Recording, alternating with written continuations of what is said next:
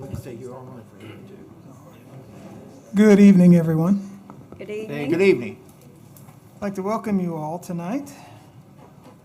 We have a celebrity among us. We'll get to that here in just a brief moment. We're going to start with our invocation tonight from Chris Gill, our councilman from Ward 2. Let's bow our heads. Lord, as we gather here tonight to conduct the business of our city, God, first I want to say thank you. Thank you for the many blessings that you've bestowed on us and your hand of protection that you keep about us. And let us always remember to put you first in everything that we do. God, tonight I ask for a spirit of unity, to put aside any political and personal agendas and work together in harmony for this city. I ask that you grant us wisdom to make the correct decisions that may affect the future of this city. And Lord, tonight, with a heavy heart, I also ask that you bless and comfort our city manager and her family. And I ask that you strengthen them, comfort them in a way that only you can do tonight and in the days to come as they navigate these troubled times that they're in. In Jesus' name we pray. Amen. Amen. You'll stay standing for the Pledge of Allegiance, please. I pledge allegiance to the flag of the United States of America and to the republic for which it stands, one nation, under God, indivisible, with liberty and justice for all. Thank you. I now call to order this city council meeting, June 9th, 2025. Our clerk will call our roll. Mayor Charles Briscoe. Here. Council at Large William Hannibus. Here.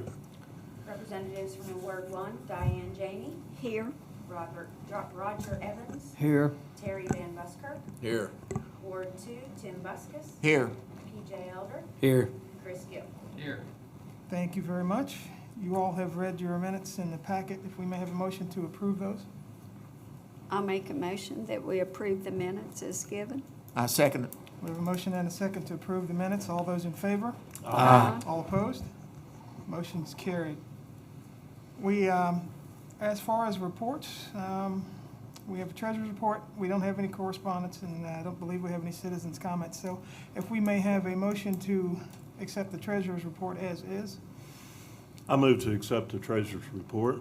May we have a second? I second We have a motion and a second to accept the treasurer's report. All those in favor? it. Aye. All opposed? Motion is carried. Well, we have somebody special with us tonight, doing big things, I hear. I got to see some of it, and I tell you what, that was a wonderful, wonderful speech. You mind coming up front?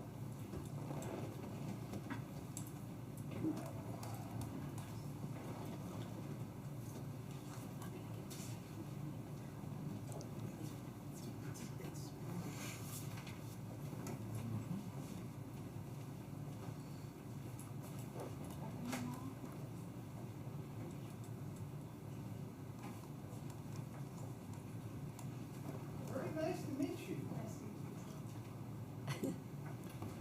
think this is just wonderful. I want some of the speech. I haven't seen it all yet, but it spoke very well.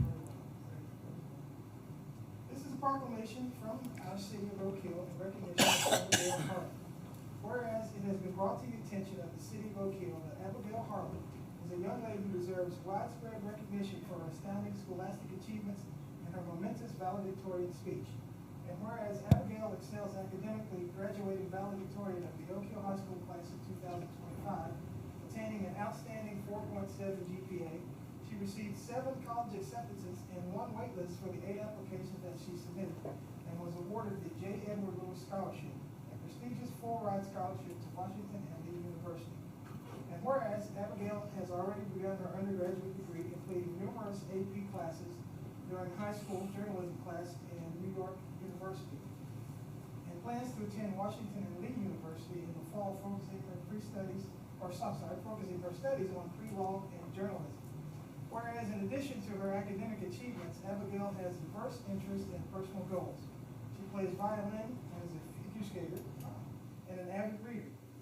Whereas Abigail's valedictorian speech was inspirational not only to her classmates but to a whole generation of graduates all over the country. Abigail's speech now stands as the most watched graduation speech in West Virginia history, having been viewed on social media over 500,000 times and introducing her insight, intelligence, and enthusiasm to the world. Whereas Abigail has set forth on an ambitious path, we wish her the future, the drive to accomplish her goals, the ambition to nourish her success, and the tenacity to have no regrets, to never feel incapable, and to unapologetically do good. I'm glad you're getting into journalism. I was behind the cameras, that's why I can't do this. Abigail is an intelligent and driven Appalachian, a proud West Virginian, and an asset to the city of Oak Hill. Now therefore, I, Charles Briscoe, Mayor of the city of Oak Hill, West Virginia, on behalf of our governing body and the citizens, hereby present this proclamation to Abigail Harlan as a testimonial for exceeding the standards with hard work, dedication, vision, and drive. In witness whereof, I hereunto set my hand and affix my signature this 9th day of June, 2025, in the city of Oak Hill, Fayette County, and the great state of West Virginia. Thank you. Wow.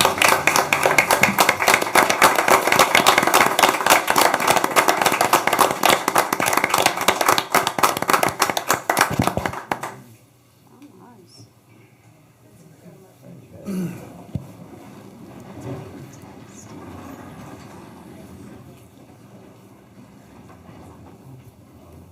Abigail, would you like to say something? Yes, please. Here we go. She's, if you care to go to the mic right there so everybody can hear you really Yeah, well. because you're being heard Great. all over. Okay, everybody hear me? Yes. I just wanted to say how grateful I am for this opportunity to speak here today and for the city's recognition. And of course, I am incredibly grateful for the opportunity that I've had to speak and resonate with so many people in my community and in Appalachia. And I hope to continue to make you all proud and to properly represent this place, which I love so much. So thank you all. Thank you. Thank you.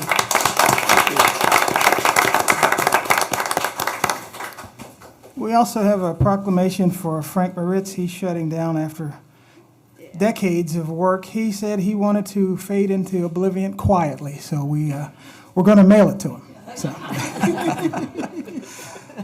All right, we're going to move along. Do we have any unfinished business? Yes, we do. We have our F-25 coal severance fund revision. Have a good evening, guys. This one was, you know, Yeah, that's fine. This one was pretty basic. We had expected to get about 35,000. We got $27,827 and some change. It left a difference of right about 7,000.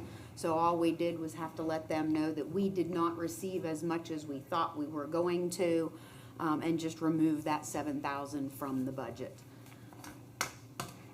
Okay. And our FY25 general fund revision? There were definitely some places that we were over a little bit, whether it was decreased use or budget just was not expended in the way that we had thought based on staffing or whatever. The difference ended up being about $70,000. So we increased and decreased some revenues, which are listed at the top, and then distributed back at the bottom. You know, for instance, zoning. We haven't had someone, we have a person starting Monday, so they'll only need one pay period out of this fiscal year, so there was some money left, so we redistributed that for the current fiscal year.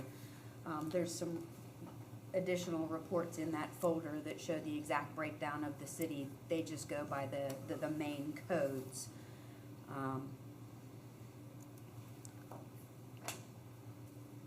And that was it. It was about 70,000.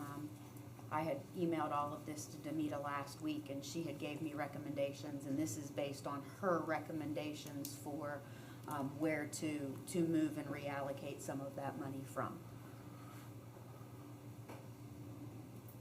That will be submitted and sent to the auditors to be followed up with in July after we find out exact numbers on our carryover.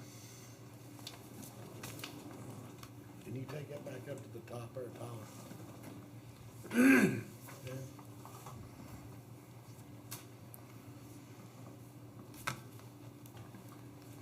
You all have any questions from Ms. Brown?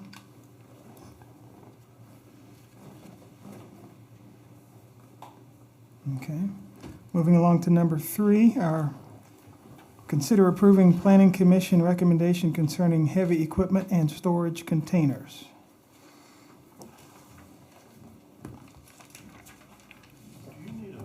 Do we need a vote on You need a vote on that? Thanks. that? We do? Question. I think I need a vote on both, On both? Okay. so. All right. if- Well, we'll start with the coal severance fund revision. May we have a vote to accept that? And I do need to know who voted which way for the documentation that goes to the auditor's office. I'll move to approve the coal severance fund revision. Mm-hmm. I second it. Tim? We have a motion and a second to accept the severance fund revision. All those in favor? All opposed? And then may we have a motion for the general fund revision as well? I'll motion to accept the general fund revision. And I'll second. Diana. All right, we have a motion and a second to accept the general fund revision. All those in favor? All opposed? All right, thank you. Thank you, ladies and gentlemen. All right, number 3, consider approving Planning Commission recommendation concerning heavy equipment and storage containers. Do we have any information on that?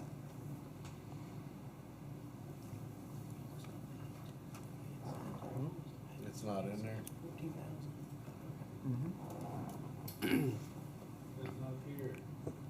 then we may not have heard back from them. So I could speak on that. Me and Tim was at the planning commission meeting, and I think what was said was moving it to 14,500 because that would cover. I think the concern was originally it was like at 10,000, and then we had sent it back to them, and they moved it to 14,500, which would cover most, any kind of vehicle to park in the yard that would have to do with anybody's, job, a mechanic's vehicle, Food a trucks. or food anything- truck, anything like of that. nature. So that would be covered under that moving forward. Did they give as I wasn't at that meeting, I was sick, but did they give the exempt for the RVs and the school buses? No, sir. No. Then I'm not gonna agree for They this. didn't exempt school buses? No, sir. I'm not gonna vote for that. Could we make a motion and then change? We can obviously change what the planning commission said. Could we revise it exempting school buses and RVs? Do you think we should table it until we have their wording before we decide what Yeah, I think we need to wait. we're gonna change? I make a motion that we table this because Bill and I are both, we've thought a lot about that, and whenever we had talked to Steve, we actually had the exempt for the RVs. And I don't think that we had it for the school buses. Right. And like I said, I wasn't at that meeting to proceed with that. But I was told that they did raise it to 14.1, and me personally, I think that needs to go to 15.5. That's my personal opinion.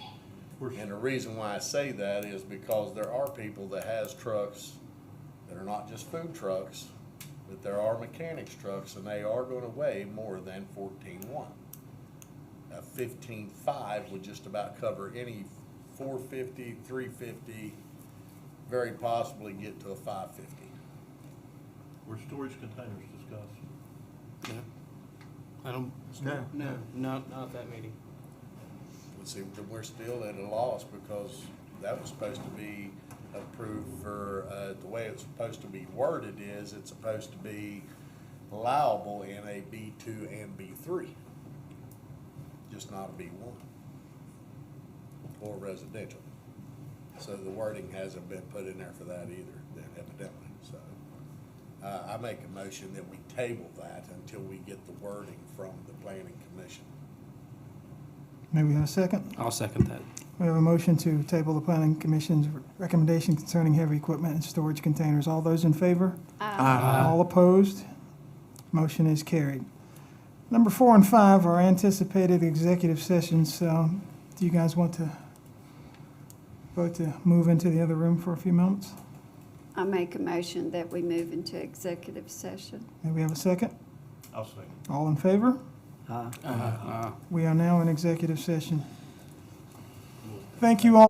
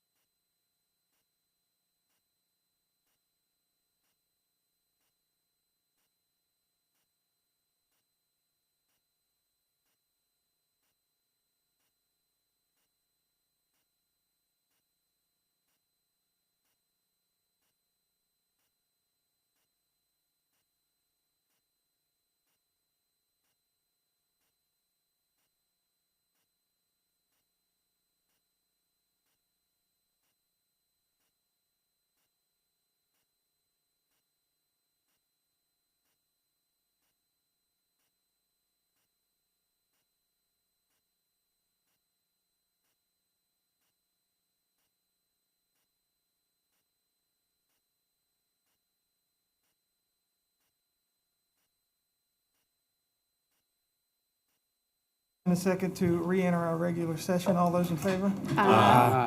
All opposed? Motion is carried. All right, before we move on to number 5, our new business, we'll move on to it. It will be number 6, our employee evaluation plan discussion. Anyone?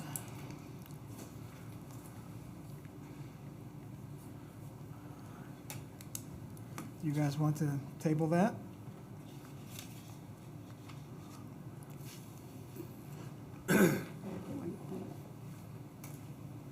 I think Terry had said to put it on the agenda for this time. Well, I mean, it was brought up last time about the agenda, about it. And I really feel that this would probably be, if we're gonna implement this would be the proper time to do it, where we've got one new, and we're fixing to hire another new, where we can kind of stay in the loop a little bit until we figure how things are gonna go, and then goes a little bit better, then we can back out of it. But at this point in time, I think that's something that we actually need to impose. Do you want to do a motion? I'll make a motion that we impose it for, go ahead, Bill. I'm sorry, but you're talking about strictly employees? Just that the city council owns. Okay. Not owns, that we employ. Okay. The ones that we are over.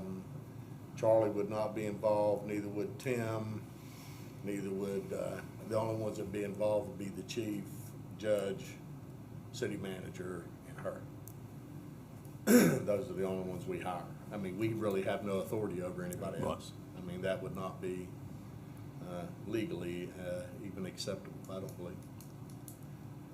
But I do think that, like I said, I make a motion that we need to impose this at this point in time, and then maybe later, at a later date, we may be able to back it back off. And we have a second? I'll second it. All right, we have a motion and a second for employee evaluations. All those in favor? All opposed? That motion is carried. Number 7, the approval of a paving list and permission to bid the paving project. You have any info on that? Tyler got it? Should be in I our, can't see it. It's in I your can't see package. that. I'm old. Yeah, There we go, Tyler, thank you. yeah, right there, 301. This is just a preliminary, but there are the names of the streets. I Okay. need to know all the dates and times for the other stuff. Gotcha. Talk to me, fellas, ladies. can I ask a question about the paving? Mhm. Now, this here second half, Charlie would probably know more on this. Charlie, did we only pave the first part of Trump last year or year before last? This, the Trump continues on, it's the whole section of the street, it's like 150 foot long. Okay. It's still part of Trump. Oh, okay. So that didn't get paved when we did the initial one on Trump? Okay. That's the only question I had.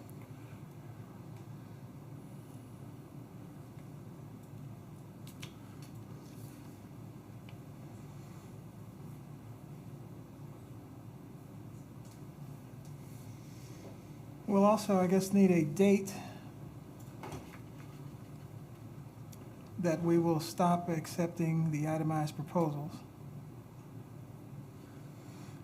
If anyone wants to have any idea on that. The streets involved are Anderson, Arthur Street, Beach Avenue, Burke Avenue, Burnside Street, East Martin Avenue, including widening Martin Avenue, Trump, as you just discussed, parking lot, and entrance. Yeah, we need a date for the pre-bid conference, and then we need a date that they will end accepting proposals. And then at the next council meeting would be where you guys would do consideration of the award to whoever you think would be best. Mr. Bragg, can you pull up the GIS map that, Might be a little better.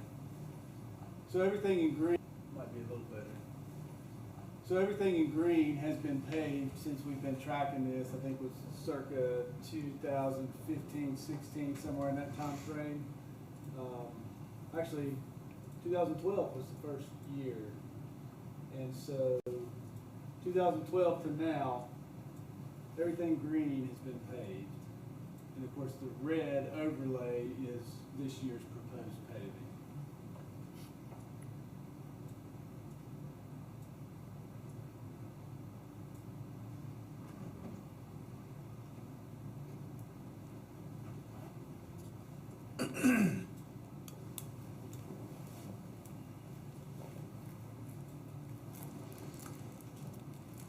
Hey, Charlie, can I ask you a question?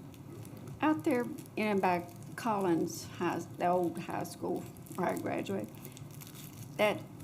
what is the name of that street? They're always asking, they got potholes and everything. Sunnyside Drive. That's all Sunnyside Drive? I don't know something like that. It's a state road, Park Highway. Department of Highway, not city. Yeah. Yeah. Well, when I call out there, they say it's us. No. So they just tore it apart. Okay, I'll call back. Thank you. Thank you. Was there anything in particular? No, I just want to look at it. and, Actually, yeah, to tell you the truth, thank that was very helpful. Thank you, Bill. Yeah. That was very helpful. Yeah, I mean, you can go and break it down See what- by each year to see, you know, if you wanted to look at it, I just clicked on 2016, you can see the total amount expended, the total number of streets for that year, and you can cycle through in this dashboard and look at each year. To include cost. Correct. Yes.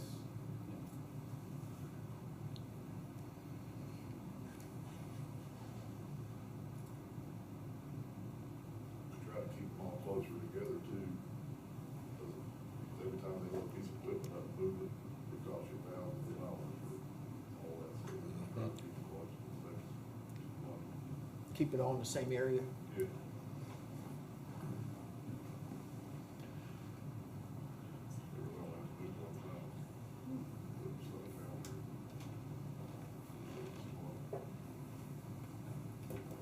They don't need to set any of the dates. The city manager will set that when we go out for advertisement. All they need to do is approve. We just need the approval to move forward. Thank you. Did you guys hear that? All we need is the approval to move forward. We don't have to set any dates. The city manager will set the dates. Right. When she gets back. Set the date. Yeah, so we just need the approval to go forward with The, advertising for the bids. okay. Well, I move to approve the paving list and move forward with advertising for bids for the paving project 2025. I'll second that. We have a motion and a second to approve the paving list and permission to bid the paving project. All those in favor? Aye. All opposed? That motion is carried. All right, do you guys want to move back into executive session now, or do you want to finish out and we'll come back out and adjourn after we do the department reports and stuff? It's up to you guys. You want to go ahead and do the department reports? Yeah, then go into executive That way session. they can, Yeah. won't be held here. Okay, we do have Josh with us.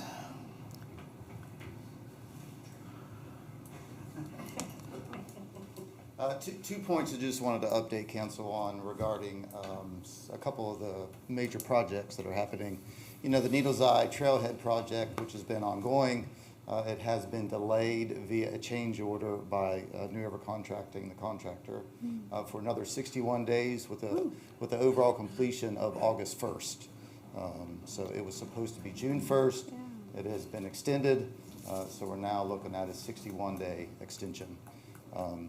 Subsequently, beyond that, we would approach our ribbon cutting or grand opening ceremony, you know, late summer, early fall, in which case I'll reach out to everybody and once that date is set.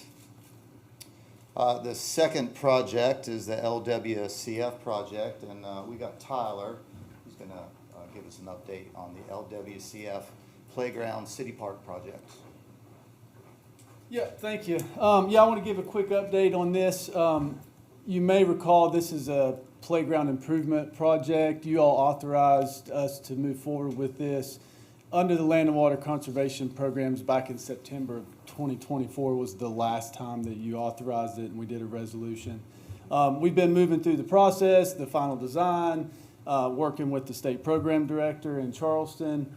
So wanted to provide an update because there's been some kind of major activity. We did put it out to bid with the help of our engineering firm Thrasher.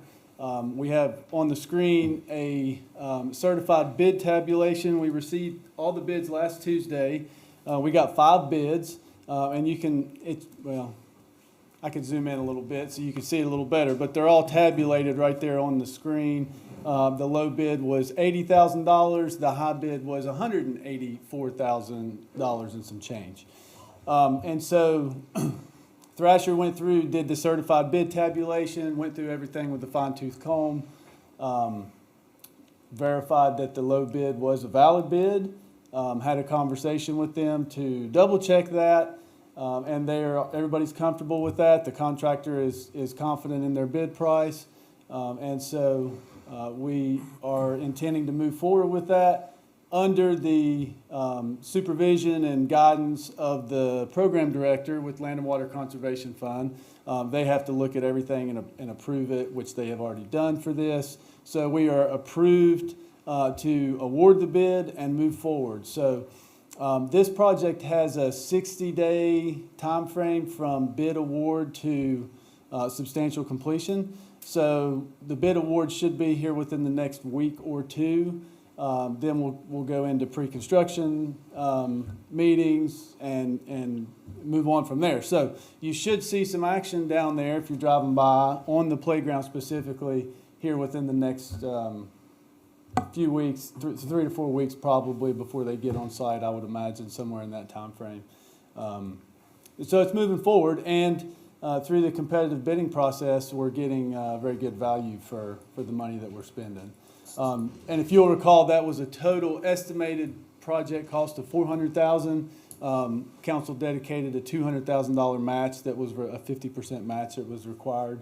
And so that's the funding that we're working under right now. So it's been a little slower just with the process of moving and get to the point to where we are now, but almost some light at the end of the tunnel now with actually getting something done on the ground. So you're looking at the $80,000, correct? Correct. That is the $80,000 Mid-Kiff LLC was The the lowest bid. low bid. And it's a local company. They're out of Meadow Bridge, fairly Right. local here to southern West Virginia. So that's, a Okay. positive thing as well. So, any questions on that? I just wanted to make sure you were aware of those updates. This Land and Water Conservation Fund grant was also is the one that stipulated that there's an easement that goes along with that property that it will be a public park from now on. Correct. Yes. Yes. And that we have that same stipulation with the Collins Park from a previous Land and Water Conservation Fund project. I want to say it was in the 1980s, somewhere in Right. that time frame. And So this is not the first time. Oh, and the different organization, but an easement on Needles Eye as well. Well, Needles Eye, the Russell E. Matthew Park at Harlem Heights also has Oh, Land and okay. Water. And you'll notice, if you've ever wondered why there's a National Park Service sign on the fence, when you drive by that park, that's what it is. That's because they provided funding. And that was prior to our ownership of it. That was when the county commission owned that property. So, Can I ask a question, Todd? Now, that has nothing to do with the playground equipment. This is just, correct. Well, it does. There's going to be some new playground equipment, handicap accessible. Okay. There's going to be a new section within the playground that is going to have new handicap accessible equipment with a poured-in-place rubber surface on that. because I was asked that today, so I wanted you Right. to say that so they could The hear that. remainder of the playground equipment that's there was assessed to be in good operational condition. Still has a few years of life left before it needs to be replaced. However, everything will get a new facelift, so to speak. There's going to be excavation of the existing soil and fill material that's underneath that as the surface. And engineered wood fiber mulch is going to come in and That sounds go good. throughout. So as well as drainage, that's right. There's new That needs drainage some. that's going in. Sidewalks are going to be added all the way around the perimeter, so that the entire playground will be encased within sidewalks. And brand-new engineered wood fiber mulch, which is also handicap accessible. And so while the playground equipment that's there is not being replaced right now, it is going to have an entirely new look and much better functionality as far as the surface goes. Thank you. Did this provide any shading? I remember that was something that was talked about, So but within the project also are 2 shade sails, 1 large shade sail that we've defined as kind of a food court with 3 picnic tables underneath of it, along with a small shade sail with 2 memorial benches that will go underneath of it. good. And additionally, there's a handicap, two additional handicap parking spaces that are going to be installed right there adjacent to that. So, it enhances the accessibility of the space. There already are some handicap spaces. There are ADA accessible sidewalks, but this is gonna enhance all that, specifically in that playground area, which is the main focus of the LWCF program. They really want their projects to enhance, improve, or provide currently non-existent ADA accessibility. Thank you. Any questions? Any other Yeah, I questions? have one. I seen that y'all had a bid out for 2 bleachers. Have we heard anything about that? Because it has been brought to our attention. I mean, we got, some big softball games or baseball games going on here, little leagues, and one set of bleachers on each field is not gonna cut it. Sure, we have addressed it. City Manager, Ms. Johnson, she allotted a remainder amount of money for Park and Rec. And so we have taken that allotted amount of money and purchased a large 24-foot long 5-seat bench that has some elevation to it for one of the fields. So that is arriving on Wednesday. We'll pour a pad to set it on, a concrete pad to set it on. So we're getting one bench? We're getting one set of bleachers for the field in preparation for the Little League state tournaments. How much does a set of bleachers cost? About $8,000 for a large set like that. Yep. Yep. Josh and I did, just to add to that, Josh and I did consult with the Little League about the bleacher situation before any of that was ordered. And so the focus, and with the available funds, the focus was going to be on the major league field, the one in the back, because they actually can't use the front field for the state tournament. So there's not going to be any tournament games played on the front field. Now, we'll have our normal season. We're hoping that in future we can continue to enhance that with other funding for next year, put another set of bleachers over there. But there is a set of bleachers there that's going to be relocated as well. So some of the existing ones are going to be moved to a better location. There's going to be the one new set Josh mentioned added to that field that is going to host the state tournament. So that was something we discussed with them at length and got their opinions as far as what is the biggest bang for our buck on that. Yep. There's also the option for donations for the bleachers. We've actually reached out to CAMC, Plateau Medical Center. They had expressed some interest in providing some sort of funding as part of their community outreach, community benefit. I guess they have some funding they have to use every year. We reached out to them, have not heard back from that, but that was certainly something that was in discussion. They may come through with that, and we may be able to go ahead and get another one if they decide that they would want to contribute that much. So that was an option that we looked at as well. So we kind of looked at a lot of different things and pulled the Little League in and really, I think, did a pretty thorough assessment on what that needs. We'll need some more, but for now, we'll handle the immediate needs. Well, I'd seen where you'd had a bid or something that come through on our emails or something, and I was thinking, well, man, I haven't heard no more about it, so I thought I'd ask. No better time than when you're standing there. That's right. Thank you guys. Thank you. Thank you very much. Thanks, Any Al. other department heads have anything?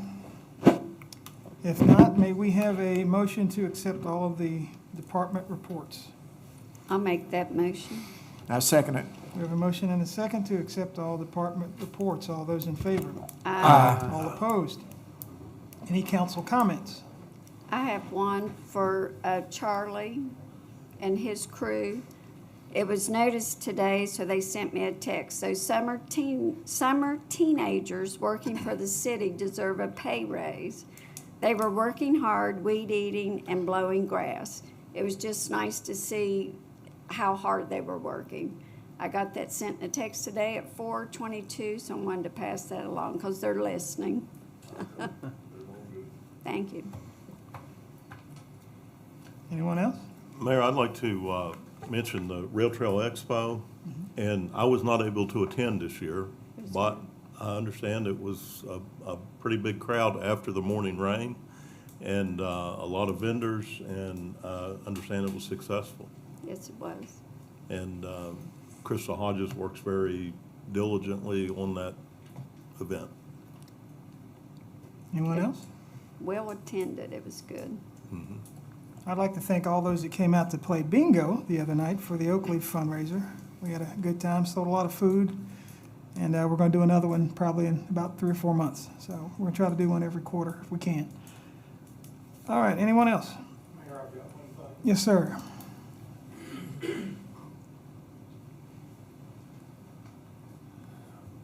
I want to give the council an update in regard to our engine replacement that is ongoing with the county commission. We have created, through Mr. Fowles' cooperation with us, and Fayetteville and Oak Hill and Mount Hope are the departments that are qualified to receive this funding. And our attorneys have drafted a response MOU to the one the county commission originally sent out. That meeting is going to be Wednesday, starting at 9 o'clock. Anybody that can attend, I would encourage you to be there, because the county commission is going to give a determination in regard to a response on this MOU. Of course, I'll bring that back to Mr. Fowle and the city council, but it's an ongoing discussion in regard to what you will feel satisfied and we will be satisfied in creating an obligation for $800,000 or plus. So I just want to give you that update. Wednesday, the county commission will be rendering that determination back to the departments involved with that. And that's at 10 o'clock? Yes, yes. So I'll keep everybody advised in regard to what that, and first thing we'll do, of course, is send it to Mr. Fowle for his review. Thank you. Thank you. Thank you. Thank you, sir. Any future agenda items? Okay. Our announcements are as follows. Special session will be June 10th at 7 p.m. We will anticipate announcing the new city manager. It's a typo. What? Yeah, this is July. It's a typo. It's a typo. Yeah. That's June. Oh, This says I'm sorry. June. It does. It will be June. I'm sorry. Tomorrow. That's tomorrow. So tomorrow night at 7 o'clock, we'll announce June it. the 10th, yep. June the 10th, yes. We'll anticipate the announcement of our new city manager. Our regular council meeting for next month will be July 14th. We have a special session July 29th to do the year-end budget revision, and we will be closed July 3rd and 4th for Independence Day. So if we may have a motion to resume executive session, please. I'll make that motion that we go back into executive session. I second it. We have a motion and a second to resume our executive session. All those in favor? All opposed? We're now in executive session. Thank you all for coming out.